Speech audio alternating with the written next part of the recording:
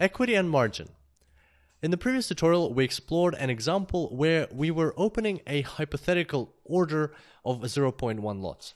Now, to create this transaction, we required $12,322. And because that was quite a substantial amount, we explored the concept of leverage. And in fact, we found that with a leverage of 1 to 100, we could borrow 99% of the required amount from the broker, and we would only be required to put in 1% or $123.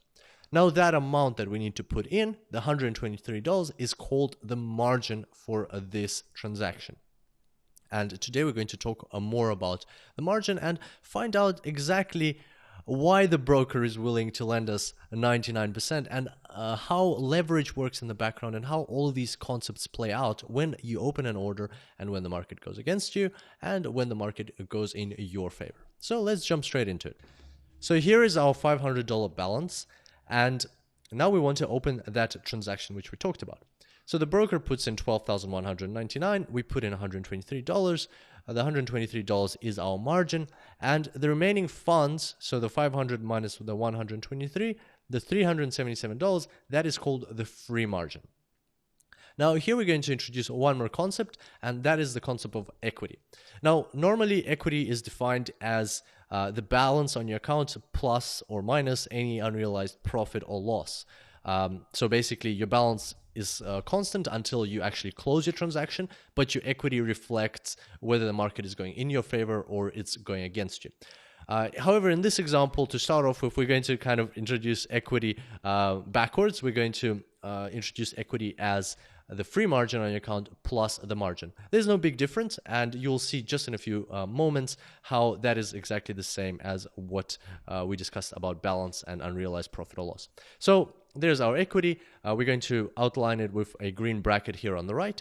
And now let's see what happens as the market moves in either direction. So we'll start off by looking at what happens when the market moves against us. So if the market moves against our position, then first of all, let's say it moved against us and the unrealized loss on our account is $100. So as you can see, the margin is intact, the broker funds are intact, but the free margin has reduced by $100. And therefore, our equity has also reduced by $100. At the same time, we should note that the balance hasn't changed. So that big box, the overall box is still $500, and still it looks like we have $500 on our account because that's our balance. But in reality, there is an unrealized loss, and it's called an unrealized loss because you haven't yet closed the transaction. So that loss might change into a profit with time, or it might increase as a loss. So if the market keeps going against us, now the free margin has reduced by $200 and the equity has reduced by $200. And at the same time, the borrowed funds and the margin, the frozen margin, are still intact. Now, what happens if the market keeps going against us? Well, what will happen is a stop out.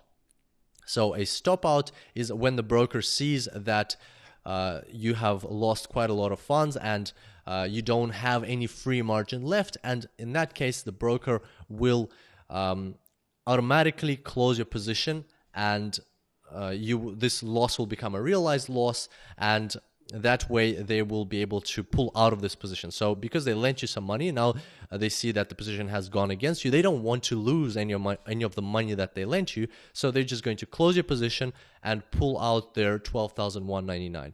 And in this case, the margin acts as a safety net or a safety buffer. So basically the broker is saying, okay, this trader doesn't have any free margin left.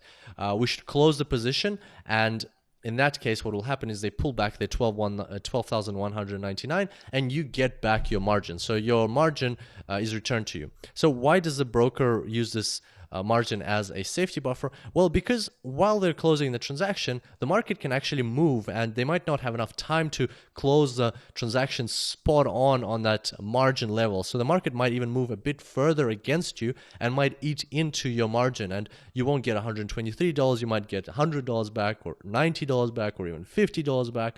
So that is their safety buffer. So that is the funds that will get eaten into before the funds that they actually lent you. So that's how the broker uses the margin as a safety net.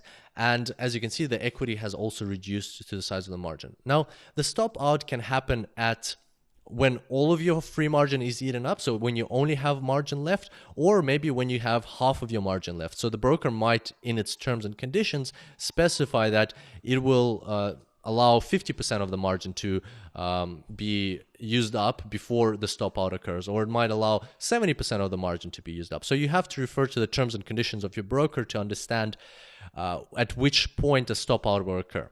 And another thing you should be aware of is that sometimes there'll also be a margin call. So a margin call normally occurs before a stop out, and it's a warning from the broker telling you that you're getting very close to the stop out level and you should intervene and do something about it.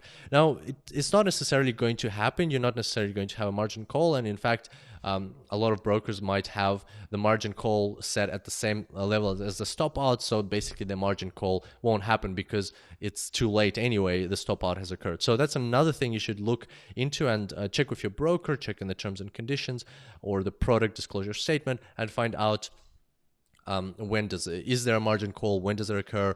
What levels do the stop outs occur at? Okay, so that's what happens if the position goes against you. Now let's see what happens if the position goes in your favor. Back to the start, here we've got our equity on the right, free margin and margin, and let's say you have set a take profit somewhere up at the top over there where the dashed or the dotted line is.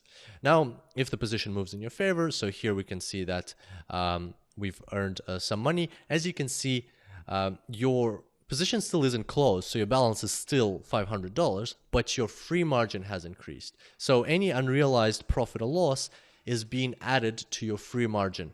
And therefore, as you can see, your equity is increasing. And that's a good thing because now you can use this free margin to open more transactions if you wish to do so. But we're not going to go into that. Let's continue with this example. So your free margin is increasing, your equity is increasing, and the market keeps moving in your favor, and it hits your take profit. Hooray! Your free margin has increased, your equity has increased. At the same time, you can see that the margin is still the same, still $123, and the amount of money that you borrowed from the broker hasn't changed. It's still $12,199. So what happens next is your position closes. The broker pulls back their amount, so they take back their $12,199, and your margin is released and it is added to back to your account. So it was always on your account, but now it's released and it's no longer a frozen margin. So now your balance is $773. So as you can see here, that is one of the great advantages of leverage, is that the broker just at the end, when the transaction is complete, all the broker wants back is the money it lent you. They don't want they're not going to penalize you for using leverage, and therefore you get to keep all of the profits you made. So even though you borrowed money to open this transaction, you get to keep all the profits you make. The downside, of course, is that any losses you make are also you're going to be liable for any of those losses that you make. So there we go. That's how leverage works. And in a way, it's kind of like a magnifying glass. Without leverage, you can only conduct, if you even have enough balance to conduct the smallest amount transactions on, like micro transactions on the Forex. With leverage, everything is magnified. So you can conduct greater transactions, you incur greater profits, and at the same time you will incur greater losses if they occur, and you only have that amount of money that is on your account to accommodate those losses. So as soon as your money runs out, as soon as your free margin runs out, the broker will pull their funds back.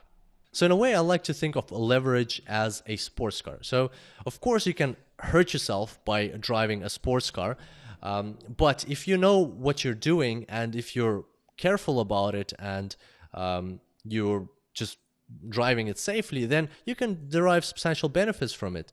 And same thing with leverage. Of course, you can hurt yourself and there are substantial risks associated with leverage. But on the other hand, if you know what you're doing, if you calculate your risks, and if you're careful about it, then you can derive substantial benefits from having that leverage. All right, so that's how leverage works. And before we conclude this tutorial, I would like to highlight one more important key risk associated with leverage. So I'm going to go back to our example here, and let's go back to the example where the market goes against us. So here you can see that there's a stop out, which kind of is a safety net for the broker, and after the stop out happens, you get your margin back, the broker gets the amount that it lent you back, and that's the end of it. However, sometimes it so happens on the Forex market that the movement that caused your position to go against you, that can be so quick and so volatile, so like it can be such a big movement that the broker might not have enough time or might not have an opportunity, there might not be a price in the market for your position to be closed at the stop out. So the broker is intending to close it, but it's just not able to do it. So in that case, as we discussed, your margin will start to suffer, and the funds will be, any additional losses will be taken out of your margin. And that way, your margin is like this little safety buffer between your funds, your free margin, and the broker's funds, the ones that they lent you.